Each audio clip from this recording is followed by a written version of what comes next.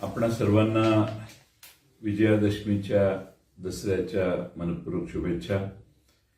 गेले 9 दिवस दुर्गा पूजेची आपण सगळ्यांनी प्रचंड मोठ्या प्रमाणात उत्साहाने स्वागत करून दुर्गा पूजा साजरी केली। नवरात्र उत्सव साजरा झाला। आपणा सर्वांना मी विजयादशमीच्या पुन्हा एकदा मनपूर्वक शुभेच्छा देतो।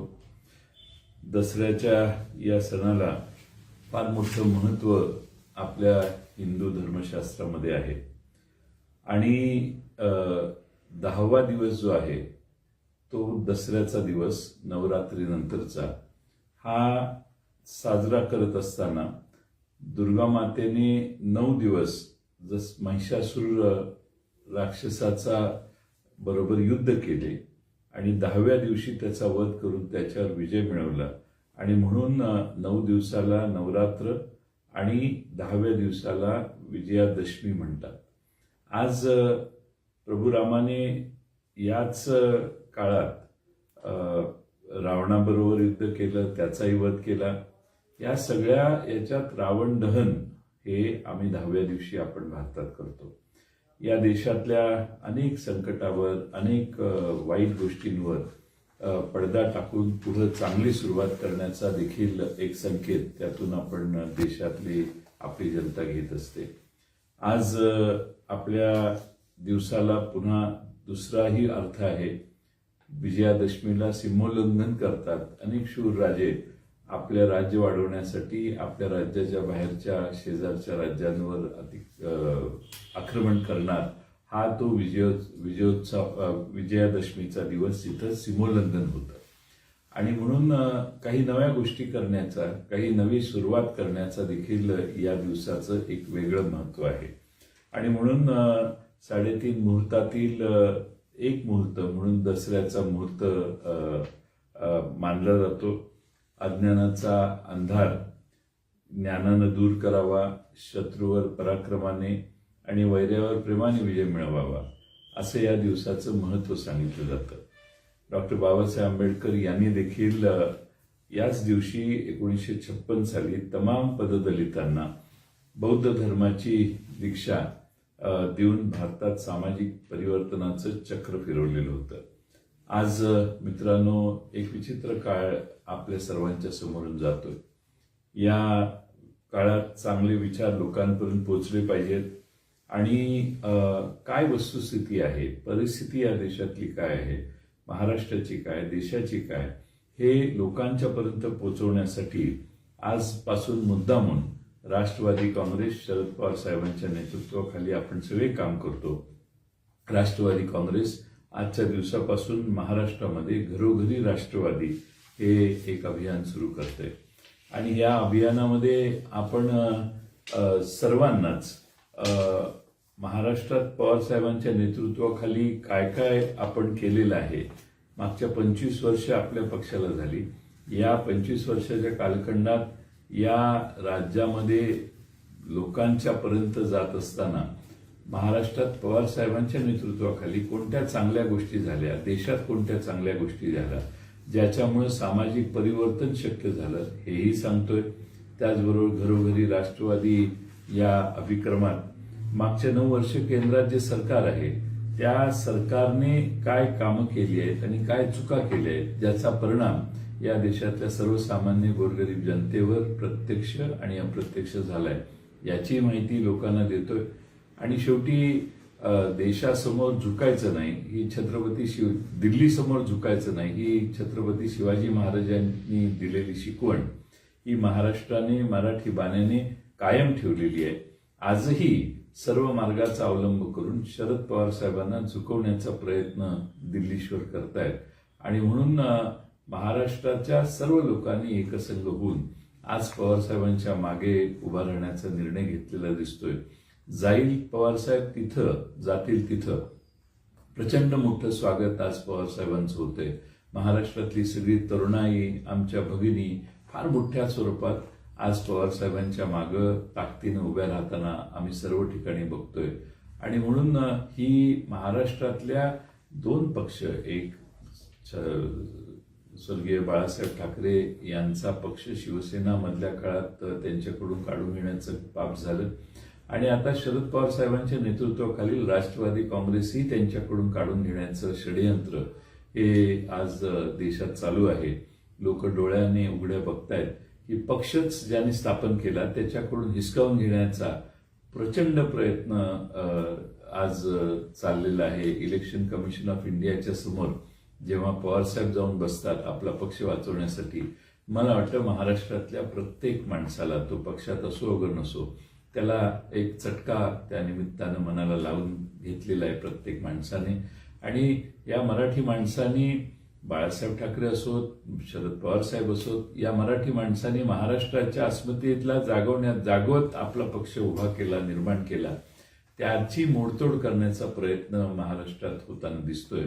आणि म्हणून आज प्रत्येक मतदार हा जागृत करण्याचं काम आपण करत असताना महाराष्ट्रात राष्ट्रवादी काँग्रेस पक्षचे सर्व कार्यकर्ते प्रत्येक गावात, प्रत्येक विधानसभा क्षेत्रात, किमान 20 मोठ्या गावातल्या प्रत्येक घरापर्यंत राष्ट्रवादी काँग्रेस पक्षाचे नेते उद्यापासून पुढचे 20 दिवस जातील आणि फार प्रचंड घराघरात जाऊन आपल्या या सगळ्या मुद्द्यांची माहिती जनतेला देण्याचं काम करतील. आणि मग त्याच्या संमतीनं आज महाराष्ट्रात जे वारं आहे, महाराष्ट्रात ज्या जनमताचं वारं आहे, त्या जनमताचा प्रचंड मोठा फायदा हा या महाराष्ट्रातले सगळे प्रश्न सोडवण्यासाठी आम्ही सगळे मिळून महाविकास आघाडी म्हणून करणार आहोत. हा विश्वास मतदाराला देण्याचं काम करायचंय.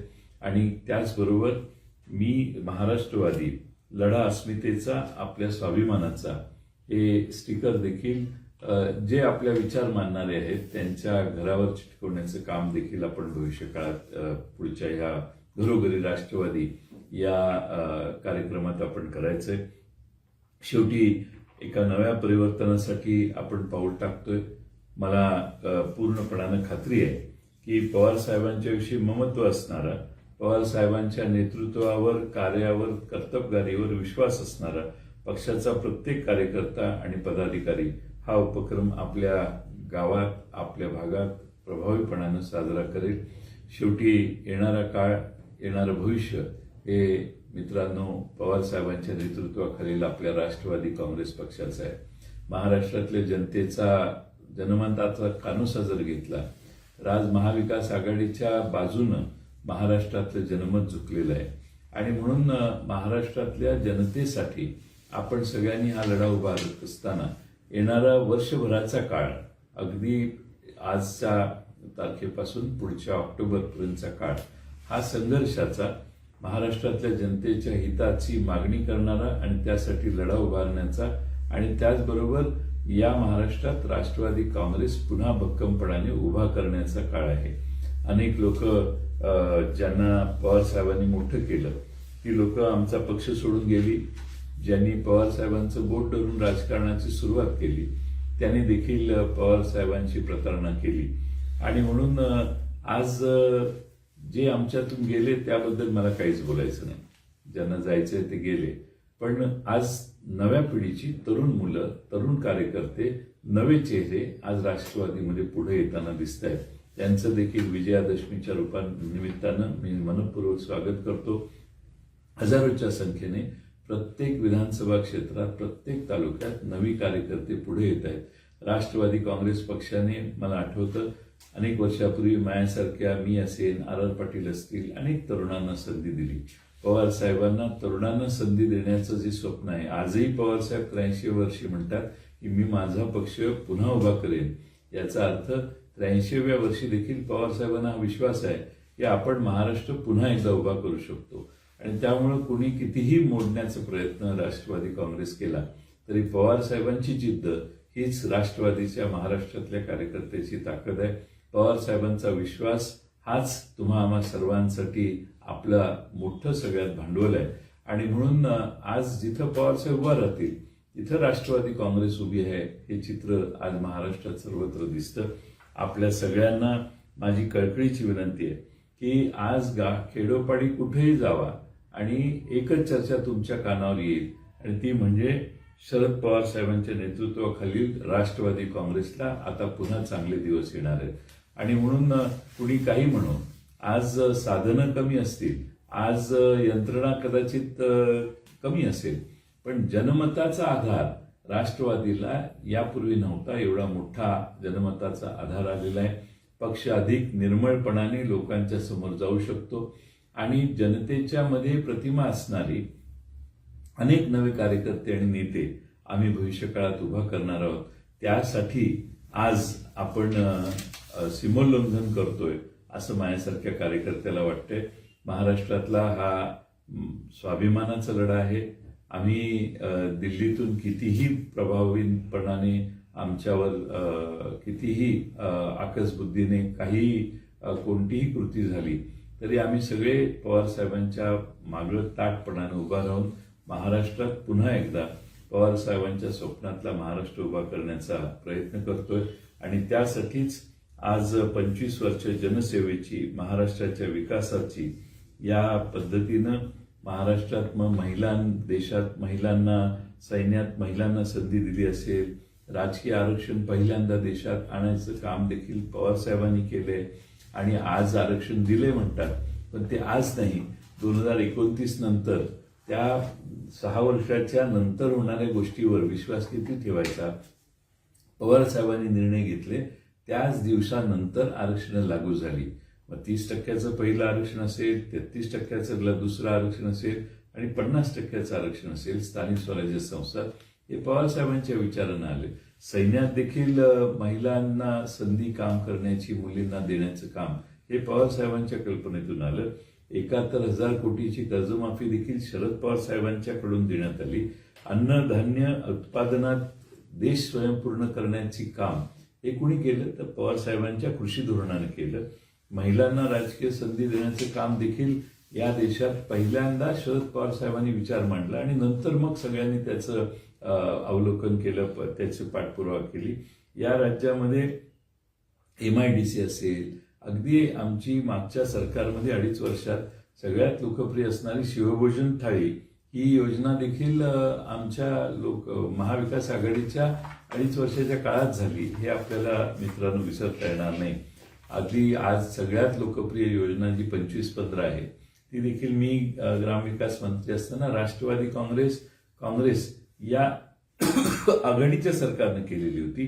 मग डिजिटल शाळा असोत, MKCL ची स्थापना असो, डान्स बार बंदीचा आमच्या आराराबांनी घेतलेला निर्णय असो, डॉक्टर बाबासाहेब आंबेडकरांची स्मारकाला गती दिली, त्याची उंची वाढवण्याचा निर्णय झाला असेल, कोरोना काळात आमच्या राजेश टोपेंनी केलेलं उत्तम काम असेल, रजिस्ट्रेशनचा काळ काँग्रेसच्या आघाडीच्या सरकारने केलेला, गाव वाड्या वस्त्यांना महापुरुषांची नावं देण्याचं काम, अशा अनेक गोष्टी ज्या आहेत, इको विलेजची कल्पना मांडण्यात आली महाराष्ट्रात. अशा अनेक गोष्टी आहेत की मी ज्या सांगू शकेन त्या अतिशय प्रभावीपणानं महाराष्ट्राचा चेहरामोहरा बदलण्यासाठी आज मागच्या 25 वर्षात राष्ट्रवादीने केलं. हेच पवार साहेबांच्या नेतृत्वाखालचं राष्ट्रवादीचं योगदान घराघरापर्यंत जाऊन आपण सगळ्यांनी सांगावं. येणारा काळ, भविष्य आपल्या सर्वांच्यासाठी उज्ज्वल आहे आणि त्याची सीमोल्लंघनाची आजच्या दिवसाची तयारी आज आपण या घरोघरी राष्ट्रवादी या कार्यक्रमाने करणार आहे. आणखीन बरेच कार्यक्रम राष्ट्रवादी काँग्रेस पक्षाच्या वतीनं आपल्याला पुढच्या काळात देण्यात येतील. पण आज मी यापेक्षा जास्त काही सांगू इच्छित नाही. तुम्हा सर्वांना मनपूर्वक दसऱ्याच्या शुभेच्छा देतो. मी महाराष्ट्रवादी लढा अस्मितेचा, आपल्या स्वाभिमानाचा, हे आपण घरोघरी जाऊन जनतेपर्यंत पोहोचवा. महागाईचे गॅस सिलेंडर किती वाढलेले आहेत, महागाईच्या बरोबर त्याचबरोबर पेट्रोल डिझेलच्या किमती किती वाढलेल्या आहेत, हे जरा घरात जाऊन प्रत्येकाला जाणीव करून जर दिली तर चित्र आपल्याला अधिक बदललेलं दिसेल.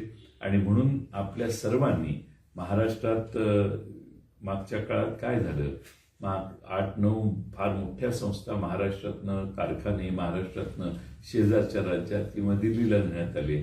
या सगळ्या गोष्टी जनतेपर्यंत पोहोचवण्यासाठी आपण महाराष्ट्राच्या राष्ट्रवादी काँग्रेसच्या कार्यकर्त्यांनी सीमोल्लंघन करावं आजपासून आणि घरोघरी राष्ट्रवादी हा मंत्र आपण सगळ्यांनी सार्थ करून पवार साहेबांच्या मागे महाराष्ट्राची मोठी ताकद आहे हे पुन्हा एकदा दाखवून देण्यासाठी महाराष्ट्रातल्या तरुणांनी, युवतींनी आणि महाराष्ट्रातल्या पवार साहेबांचा विचार मानणाऱ्या, शाहू फुले आंबेडकरांचा विचार मानणाऱ्या सर्वांनी एकत्रित होण्याचे काम करावं, एवढीच मी आज आपणा सर्वांना आग्रहाची विनंती करतो आणि पुन्हा एकदा दसऱ्याच्या हार्दिक शुभेच्छा आपल्या सर्वांना देऊन माझे 2 शब्द पूर्ण करतो. धन्यवाद. एबीपी माझा, उघडा डोळे बघा नीट.